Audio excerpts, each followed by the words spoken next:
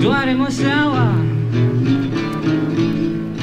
dar mi-e frică de dentist.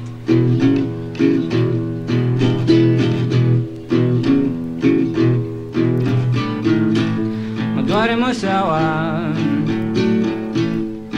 dar mi-e frică de dentist.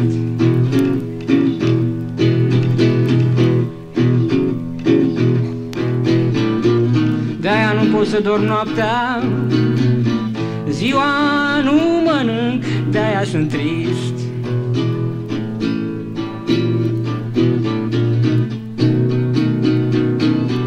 Am intrat în cabinet cam pe la ora 2.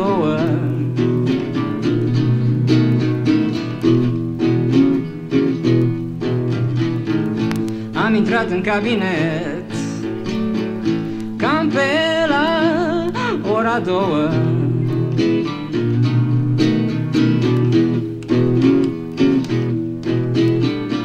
Și când am ieșit afară, ploua și era aproape ora 9.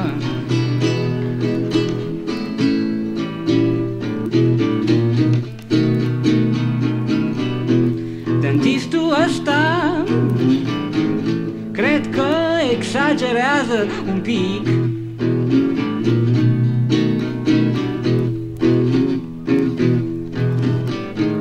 Dentistul ăsta cred că exagerează un pic.